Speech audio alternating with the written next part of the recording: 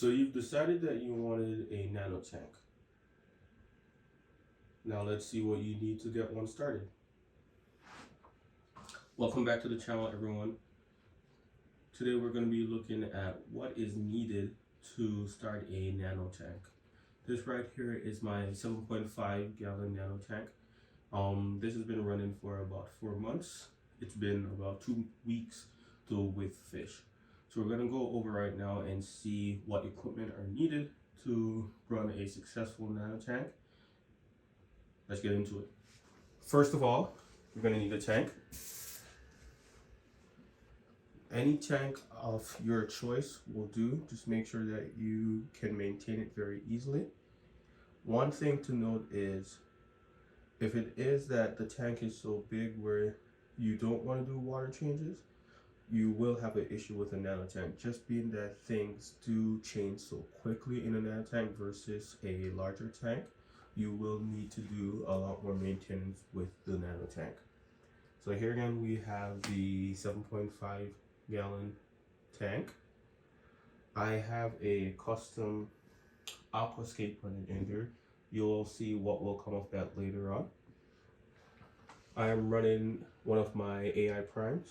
If anyone knows, all of my tanks have AIs. This tank is really geared to a budget reefer. We're not using anything too expensive, but we're using things that have been proven to work.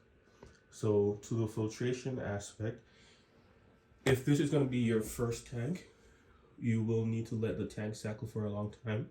Yes, I did let my tank run for about 3 months without anything in there, but that was not needed for me.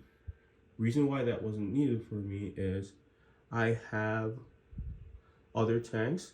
I actually used the rock, or I've actually used the sand bed from one of my tanks. That sand bed right there has been cured for years, alongside with the water, which you could always use new water, but I took everything from a previous tank just so that I didn't have to worry about the tank cycling. To the filtration side, I am using a canister filter. I don't normally use a canister filter on my saltwater tanks, but this time I was using this one. This filter alongside with the tank was given to me, so I didn't pay for anything, but I will put up the costs for each just so that you could have an idea of what you'll be spending to do something like this. Into the tank, as I've stated in previous videos, I don't only run a heater.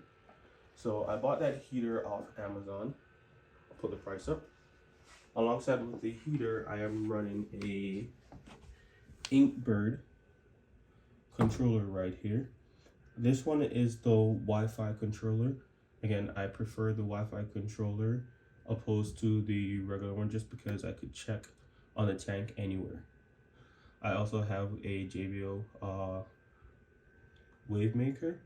This one, again, we're looking for something inexpensive, so I just grabbed the cheapest one that I could find at the time. And this tank, as you can see, we are just running off those simple items.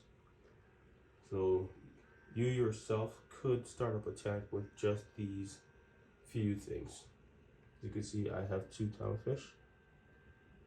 I'll be adding more, but I wanted to give you a startup of this nano tank. If you guys have any questions, feel free to drop it in the description box below. Keep your eye out for more from the Nano series. I will be updating, especially when I start to add corals to the tank.